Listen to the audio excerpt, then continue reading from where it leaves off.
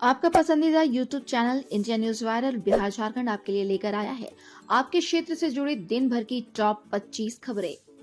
Top 25 at the rate 8 PM।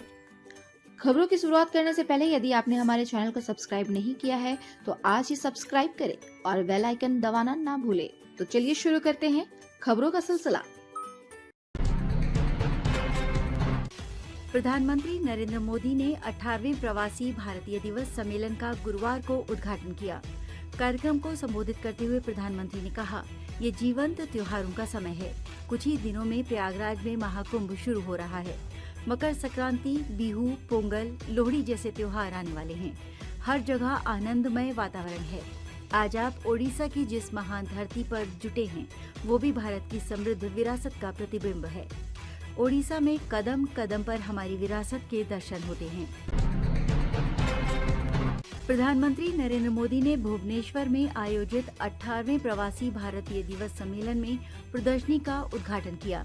साथ ही भारतीय प्रवासियों के लिए एक विशेष पर्यटक ट्रेन को प्रधानमंत्री मोदी ने हरी झंडी दिखाई।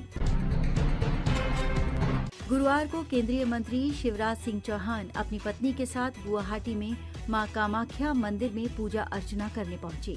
मीडिया से बातचीत में उन्होंने बताया कि हमारे देश के सभी लोग सुखी हों, सब निरोग हों, सबका मंगल हो, सबका कल्याण हो, चारों तरफ आशीर्वाद की वर्षा हो और हमारा देश प्रगति व विकास करता रहे। सबका कल्याण हो, यही हमारी मंगल कामना है। दिल्ली विधानसभा चुनाव को लेकर भाजपा के राष्ट्रीय अध्यक्ष जेपी नड्डा गुरुवार को पार्टी कार्यकर्ताओं के साथ बैठक करने के लिए दिल्ली भाजपा कार्यालय पहुंचे। यहां पार्टी के नेताओं और कार्यकर्ताओं ने उनका गर्मजोशी से स्वागत किया। मालूम हो कि 70 सीटों वाली दिल्ली विधानसभा के लिए 5 फरवरी को मतदान होना है। बीजेपी दिल्ली के जंग को जीतने में कोई कोर कसर नहीं छोड़ना चाहती है। यहाँ पिछले 10 साल से बीजेपी सत्ता पर काबिज होने के लिए प्रयासरत है। असम के 3 किलो उमरंगसो क्षेत्र की कोयला खदान में फंसे लोगों को बाहर निकालने के लिए भारतीय सेना, नौसेना, असम राइफल्स, एनडीआरएफ, एसडीआरएफ और अन्य एजेंसियों का संयुक्त बचाव अभियान जारी है। एनडीआरएफ प्रथम बटालियन के कमांडेंट एचपीएस कंडारी ने बताया कि अभी नौसेना की टीम द्वारा एक डाइव लगाई गई है। यदि आवश्यकता हुई तो और डाइव भी लगाई जाएंगी। हमने कल एक शव बरामद किया था, उसके बाद हमें कुछ नहीं मिल पाया है। पानी को बाहर निकालने के लिए पंप लगाए गए हैं।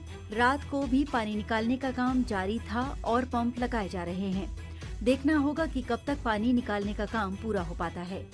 कोयला खदान में अभी भी 8 श्रमिक फंसे हुए हैं। अब खबरें झारखंड से। एएफसीआई और कैनल क्लब ऑफ इंडिया द्वारा जमशेदपुर के जेआरडी टाटा स्पोर्ट्स कॉम्प्लेक्स के आर्चरी ग्राउंड में गुरुवार से 77वां और 78वां डॉग शो चैंपियनशिप का शुभारंभ हुआ। इस शो का उद्घाटन उपायुक्त अनन्य मित्तल द्वारा किया गया। इस अवसर पर जमशेदपुर कैनल क्लब की चेयरमैन रुचि नरेंद्रन समेत डॉग लवर्स उपस्थित रहे।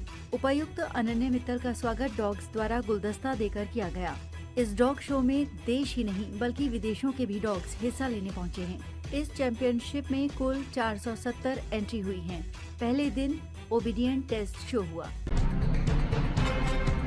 सरायकेला कांड्रा मार्ग पर नियोजनालय के समीप गुरुवार को 2 बाइक की आमने सामने की टक्कर हो गई, जिसमें एक 2 वर्षीय बच्चे के साथ 5 लोग गंभीर रूप से घायल हो गए। घटना के बाद स्थानीय लोगों द्वारा सभी घायलों को सदर अस्पताल भिजवाया गया, जहां से चिकित्सकों ने भैरव महतो, उनकी पत्नी ललिता महतो एवं उनके 2 वर्षीय बच्ची को एमजीएम रेफर कर दिया। वहीं प्रेम प्रधान और विशाल दास का उपचार सदर अस्पताल में चल रहा है। जमशेदपुर के मानगो स्थित बाग ए आयशा में स्कूल परीक्षाएं शुरू हो चुकी हैं। इसमें यूकेजी से कक्षा 7 तक की बच्चियां भाग ले रही हैं। यहाँ अलग अलग गांव से बच्चियां आकर न केवल दीनी तालीमी लेती हैं, बल्कि स्कूल के विषय जैसे English, science, maths, general knowledge, Hindi, social science और ड्राइंग की भी परीक्षा देती हैं। बाग ए आयशा की चेयरपर्सन जेबा कादरी ने कहा कि लड़कियों को हर क्षेत्र में आगे बढ़ना चाहिए। सामाजिक संस्था अस्तित्व फाउंडेशन द्वारा रांची के जगन्नाथ मंदिर परिसर में गरीबों के बीच में कंबल वितरण किया गया। फाउंडेशन की निदेशक डॉक्टर कृति श्रीवास्तव माझी ने कहा कि उनका मकसद गरीबों को ठंड से बचाना है। इतनी ठंड में लोगों को बहुत दिक्कत होती है।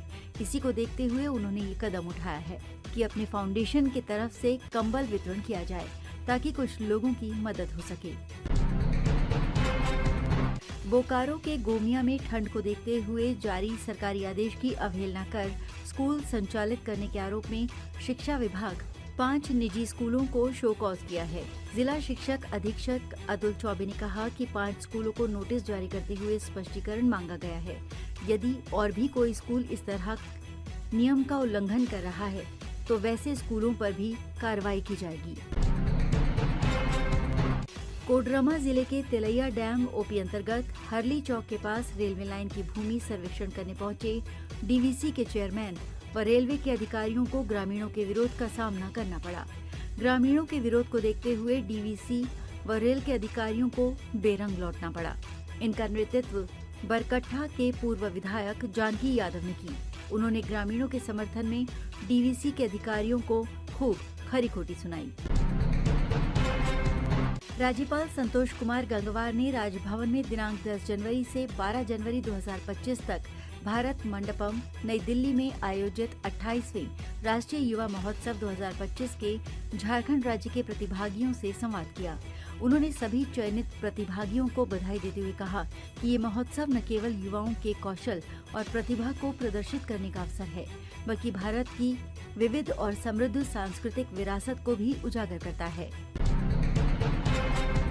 पश्चिमी सिंहभूम जिले में बालू के अवैध खनन का कारोबार इन दिनों धड़ल्ले से चल रहा है।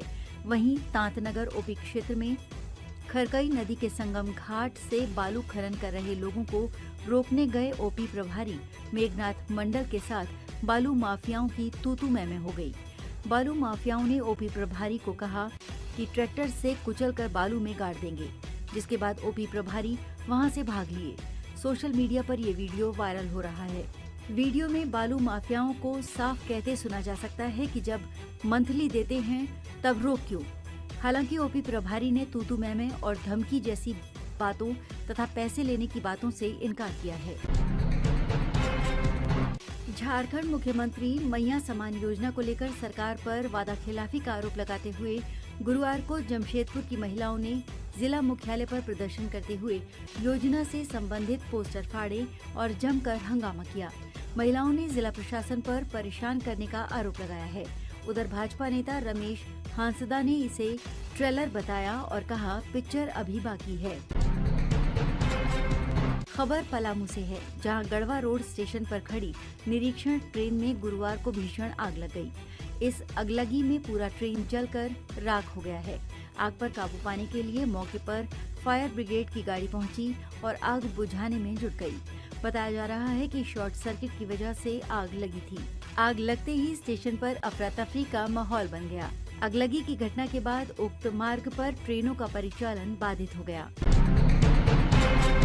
अब खबरें बिहार से। बिहार के मुख्यमंत्री नीतीश कुमार ने गुरुवार को बिहार डायरी और कैलेंडर का लोकार्पण किया। उन्होंने सीएम आवास में बिहार डायरी और कैलेंडर जारी किया, जिसमें बिहार के विकास और विभिन्न योजनाओं की झलकियां पेश की गई हैं। सीएम नीतीश द्वारा जारी किए गए कैलेंडर के पहले जनवरी पृष्ठ पर औद्योगिक विकास एवं निवेश, फरवरी पृष्ठ पर रोजगार सृजन, मार्च पृष्ठ पर खेल, अप्रैल पृष्ठ पर महिला सशक्तिकरण, मई पृष्ठ पर आधारभूत संरचना में विकास, जून पृष्ठ पर शिक्षा, जुलाई पृष्ठ पर विधि व्यवस्था एवं पुलिस आधुनिकीकरण, अगस्त पृष्ठ पर कृषि, सितंबर पृष्ठ पर आइकॉनिक बिल्डिंग्स, अक्टूबर पृष्ठ पर जलवायु परिवर्तन से बचाव, नवंबर पृष्ठ पर ऊर्जा और दिसंबर पृष्ठ पर जीविका योजना को दर्शाया गया है। बिहार के उप मुख्यमंत्री सम्राट चौधरी ने कहा, इंडी गठबंधन के लोग सिर्फ अपने स्वार्थ में हैं, कोई गठबंधन के स्वार्थ में नहीं है। केवल अपना राज, अपनी व्यवस्था और अपनी चिंता, यही इंडी गठबंधन का धर्म है। कांग्रेस पार्टी अपनी चिंता करती है, राजद अपनी चिंता करती है और आप अपनी चिंता करती है। इसलिए सबको भाजपा व एनडीए मिलकर हराने का काम करेगी। राजद नेता तेजस्वी यादव के बयान पर जेडीयू नेता राजीव रंजन प्रसाद ने कहा, कल कांग्रेस नेता शकील अहमद खान ने तेजस्वी यादव के बयान के जवाब में जो पलटवार किया, इससे साफ है कि इंडिया गठबंधन का वजूद बिहार में समाप्त होने के कगार पर है। मिलकर ये दोनों राजद और कांग्रेसी या इनके साथी दल लड़ते तब भी उनका सफाया होना तय था, लेकिन अगर वो लड़ते हैं तो एक एक सीट पाने के लिए इन्हें जो मेहनत करनी होगी उनका उन्हें अंदाजा तक नहीं है।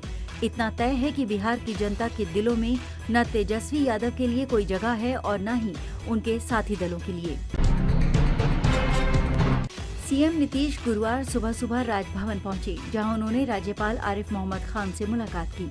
सीएम नीतीश के राजभवन जाने से सियासी गलियारों में हलचल तेज हो गई है। सूत्रों से मिली जानकारी के अनुसार सीएम नीतीश और राज्यपाल के बीच की मुलाकात अहम बताई जा रही है। सीएम नीतीश राज्यपाल से कैबिनेट विस्तार को लेकर भी चर्चा कर सकते हैं। वहीं सीएम नीतीश के अचानक राजभवन जाने से सियासी गलियारों में हलचल तेज है। बिहार विधानसभा परिषद की एक सीट के लिए होने वाले उपचुनाव में जेडीयू प्रत्याशी ललन प्रसाद ने गुरुवार को नामांकन दाखिल किया। बिहार के मुख्यमंत्री नीतीश कुमार और दोनों उप मुख्यमंत्रियों सम्राट चौधरी और विजय सिन्हा सहित एनडीए के अन्य नेताओं की मौजूदगी में ललन प्रसाद ने विधानमंडल पहुंचकर नामांकन दाखिल किया। मालूम हो कि आरजेडी एमएलसी रहे सुनील कुमार सिंह पर मुख्यमंत्री नीतीश कुमार के खिलाफ आपत्तिजनक टिप्पणी करने और मिमिक्री करने का आरोप लगा था। उनकी एमएलसी की सदस्यता रद्द कर दी गई। अब 23 जनवरी को इस सीट पर उपचुनाव के लिए वोटिंग है।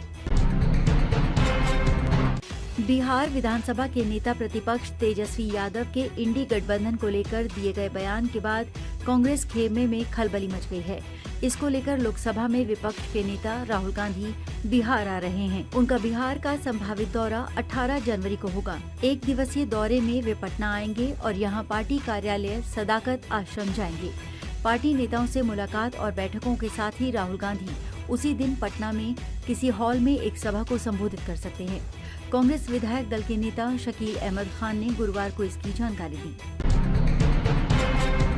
बेगूसराय में बेखौफ अपराधियों ने एक युवक की बेरहमी से हत्या कर दी और उसके शव को बहियार में फेंक दिया। इस घटना के बाद क्षेत्र में हड़कंप मच गया है और लोगों में भय का माहौल उत्पन्न हो गया है। ये घटना लोहिया नगर थाना क्षेत्र के बहियार की है। जानकारी के अनुसार गुरुवार सुबह जब कुछ लोग शौच के लिए बहियार की ओर गए तो उन्होंने एक अज्ञात युवक का शव वहां पड़ा हुआ देखा। इसके बाद स्थानीय निवासियों ने लोहिया नगर थाना पुलिस को सूचित किया। पुलिस ने मौके पर पहुंचकर मामले की जांच शुरू कर दी है।